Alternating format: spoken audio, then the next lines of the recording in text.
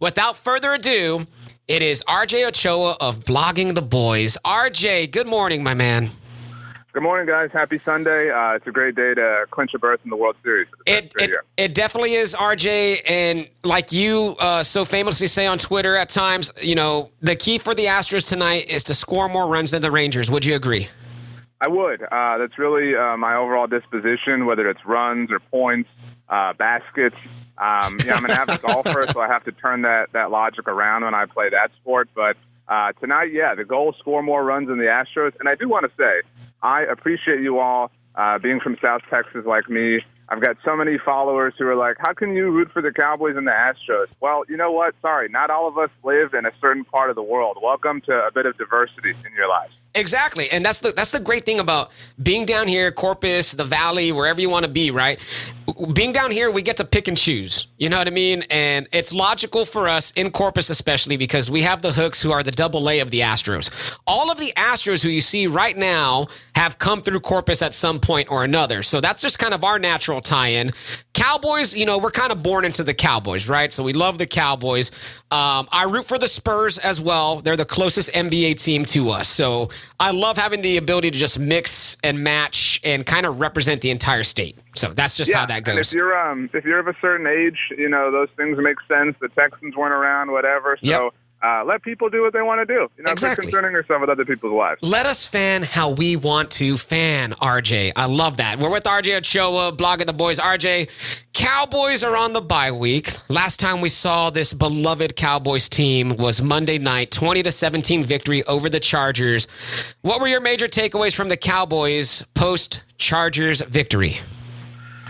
I think it's a cliche, but if you had said they were 4-2 at the bye, I think most people would have been happy. I think most people would have assumed a loss in San Francisco and maybe at the time a loss to the Aaron Rodgers-led Jets. But despite being 4-2 and that being fair, it does feel a bit underwhelming just because of the way the offense is played and the lack of explosion we've seen. And I think that there are some things that are concerning over the course of the long term. And so right now it's a little bit hard to trust that those things will get fixed. Some of, I think, our most optimistic wants and wishes haven't yet really taken hold. Again, for the offensive side of the ball, the defense has been kind of chalk relative to expectation. So it's, maybe it's rich people problems to be upset with a 4-2 record. There's a lot of people who I think would trade lives with them, but it felt a lot better coming off of a week ago today when the Niners and the Eagles lost. That Dallas was able to kind of ride that momentum into the bye. It was a tough week, no doubt about that. And we heard it down here from our Cowboys fan base in Corpus Christi of, jumping off the ship. This thing is over. The Cowboys can't do anything. And then, of course, Cowboys get a what I would consider a gritty, hard-fought win on Monday night. All things considered, it wasn't 100% perfect, but to grit out a win like that and have a Dak Prescott drive in the fourth quarter where he put them in range, to get a victory. And then, of course, the defense comes up. Micah Parsons with the big sack, the interception from Gilmore. It was gritty, in my opinion. You got to be happy about that. Now, you talked about the offense, right? And I have a question. Is it more scheme or is it more personnel with the offense right now? I think multiple things can be true. I think it's probably somewhere around 60 to 65%, scheme, Mike McCarthy, however you want to label it at this point. I know everybody's obsessed with their lack of motion. That specifically doesn't bother me. It's just, they're avoiding the middle of the field. I mean, it just early in the season, it was logical and fair to kind of, assess why they were taking the low-hanging fruit, what with, the big blowouts that were happening. And that's where Monday night really was interesting. I mean, every game they have played or had played prior to Monday night was a blowout on one side. And so this was kind of the first game that went all 10 rounds. And so it was interesting to see them kind of grit it out, to your point. But, I think I'm not really ready to place an enormous amount of blame at Dak Prescott's feet. He's definitely had his faults, through the small sample size we've seen. I think that, Michael Gallup's been a bit disappointing. Brandon Cooks hasn't, fully connected. I mean, Tony Pollard, I think, has been a bit underwhelming. So while I think there are a lot of people who are lining up to place all of the blame on Mike McCarthy, while I'm comfortable putting, the significant majority, at the end of the day, the players have to execute as well. And so I think it's fair to point some criticism at them too. You brought up Dak Prescott. Of course, he is the talking point seemingly every single week. And that's just how it is, right? When you're the Cowboys quarterback, heavy is the head who wears the star. You know what I mean? And for Dak, right, he's had his moments of some struggles. And you mentioned not attacking the middle of the field. Now, that could be a scheme thing. That could be a Dak thing. It could be a little bit of both. As you said, both things could probably be true in some instances. Do you believe, or, there's been some major media heads, and I'm not talking, national heads like the Stephen A's of the world, but I'm talking about like guys who cover this team in the Dallas area who have put the word regression out there with Dak Prescott. Do you believe that, or do you see that, RJ? I think 2 weeks ago was a really low point when they lost to San Francisco, especially how they had hyped it up. And I do think that we saw some regression from Dak in that game. And so, I don't think you can cast a blanket and say this has been true for all 6 games or this has been false for all 6 games. I think there have definitely been points of regression from Dak, but I think there have been points of growth. I mean, you mentioned it. Monday night, Dak was the offense. I mean, there was nothing happening except for Dak. Even obviously getting mobile and getting on the run, which was, kind of a sight for sore eyes. But, I think, Dak is the longest tenured starting quarterback in the NFL. And so people are kind of, itching and ready to see something. And you run into the kind of same tropes like, oh, he can't do this, you can't do that, whatever. I mean, at the end of the day, they have an opportunity to prove something across the whole course of this season, and that obviously includes him. And the contract discussion follows it all, which makes it all the more annoying. But, Dak has commanded the number one offense in the NFL multiple times in the past. I mean, people act like he's this old man. He is literally just 30 years old. And yeah. So I don't know why we have to kind of always fall for the same old things when it comes to the Cowboys quarterback and whatnot. It helps put food on my table, so I guess in that sense I'm grateful. But I'm very comfortable with Dak, especially right now in this moment. If not for him, they lose that game on Monday night. And so the great Bob Sturm, who I know you're a fan of as well, loves to say you have to be a thermostat and not a thermometer at the quarterback position. And Monday night, Dak was a thermostat, which if anybody was doubting he can still do it, he certainly can. Yes, the great Bob Sturm, and also another one of his famous sayings is you never apologize for winning.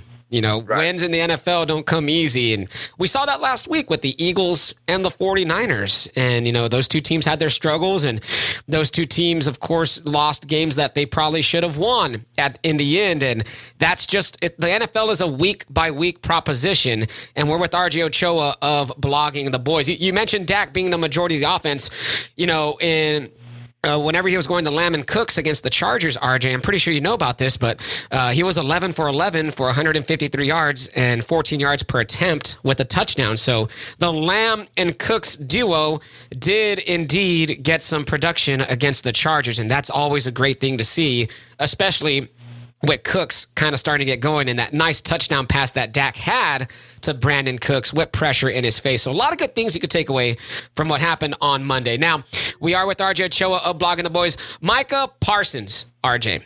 Micah Parsons has been, pretty vocal over the course of the season. He now has his own podcast, of course. So, every Monday or Tuesday, the Micah Parsons clip is out there. People are dissecting it. And this past week, Micah Parsons was, I wouldn't say complaining, but he was calling out the, quote, unfair criticism that comes to Dak and the Cowboys. I'm of the thought that just kind of comes with the dinner, RJ, of being a Dallas Cowboy and wearing the star on your helmet. Where are you at on Parsons' latest comments on the unfair criticism to the Cowboys? I think Micah is completely fair in feeling that way. I think anybody who has grown up, has matured, hopefully matured, has, been through a stage where they have felt, that way. And not to imply that Micah isn't mature. But I think that there comes a point where you do realize, like, hey, this is just par for the course, right? Like, this is just the way that it goes. This is what happens when you're this team. You have this level of attention, and people are going to find ways to talk about you no matter what. And it's crazy that, it feels like it's been this way, that these kind of silly tropes and whatever can be said all the time and that people will still fall for it. I'm sure, you all have thought, like, how are people still, taking the bait on these easy little storylines? But it happens. And so all due respect to Micah, does Micah have a podcast if he plays for the Carolina Panthers? Does Micah have a podcast if he plays for the Cincinnati Bengals? Does he have a podcast if he plays for the Arizona Cardinals? I mean, this is just the machine. I mean, like, welcome to corporate America. The Dallas Cowboys are the straw that stirs the conversation. And it amazes me also in that fact that, like you mentioned, some fans out there, I see it every single Monday morning, Tuesday morning. I'm sure you see it as well, but fans, they bite these easy storylines, these easy headlines. And it just makes me sigh. I'm just like, okay. But like you said, it is the machine. And the Cowboys are just like the Yankees. The Cowboys are just like the Lakers. No matter what, there's expectations. And yeah, like, Micah Parsons has a platform. He's a Dallas Cowboy. I mean, not saying that, Tony Romo or Troy Aikman or anybody else didn't earn their positions broadcasting, but I'm pretty sure it helped that they were Dallas Cowboys quarterbacks. That's just the nature of the business. We are with RJ Ochoa, Blogging the Boys. A couple of more for you, RJ. The Cowboys have the Rams, Eagles, Giants, and Panthers in their next 4 games. Let's just kind of forecast. How many wins do you see out of that? Yeah, that's the run-up to Thanksgiving, kind of the next, little hurdle, before another little break, kind of. But I think they'd take 3 of those. I think most people would say they'd probably lose in Philly. I think a lot of people think they'll split the series with them, and, it's fair to kind of give the home team the advantage in each one. The Rams are a little bit cute, certainly, but down Kyron Williams, and obviously we'll see how things go for them today. I'm a little bit nervous about that, but the line certainly suggests that Dallas should handle that with relative ease. The Giants, I mean, it just kind of is what it is. And the Panthers, the Sunday before Thanksgiving is honestly traditionally kind of a weird game for Dallas. They tend to, I don't know if it's looking ahead to kind of the quick turnaround that they have and the holidays and families and whatever, but that has been a close game more often than not over the course of the last 20 years. But the Panthers are so bad. I mean, it's really difficult to see how that could be tight for Dallas. So, I mean, if they are 7-3 walking into Thanksgiving Day, I think you have to be really excited about the opportunity to get to 8-3 over Washington, and then that quick turnaround 7 days later against Seattle. I mean, if they get 3 of these, I think, you have to be conservative. You can't, I'm sure you say that. So I would rather win all 4. Yeah, awesome. I mean, obviously. Of course. I think, 75% over this next 4-week stretch is pretty solid work. I would agree with you, RJ. I'm actually going to be at that Giants game. Matter of fact, I will be in the building for the Giants game. So I'm hoping to have a nice little relaxful evening in AT&T Stadium with that one. RJ, we're going to let you go, my guy. We appreciate your time as always. It was great catching up. And let's hope the Astros can make our Sunday nights a little bit more special. That'd be incredible. That's the goal. Hopefully Fromber just gets in, quality start, gets out, and, there's champagne showers. Let's go, baby. And more runs scored than the Rangers, of course. More runs scored. There we go. RJ, we appreciate you, man. We'll catch up later on. There he goes, RJ Ochoa of Blogging the Boys.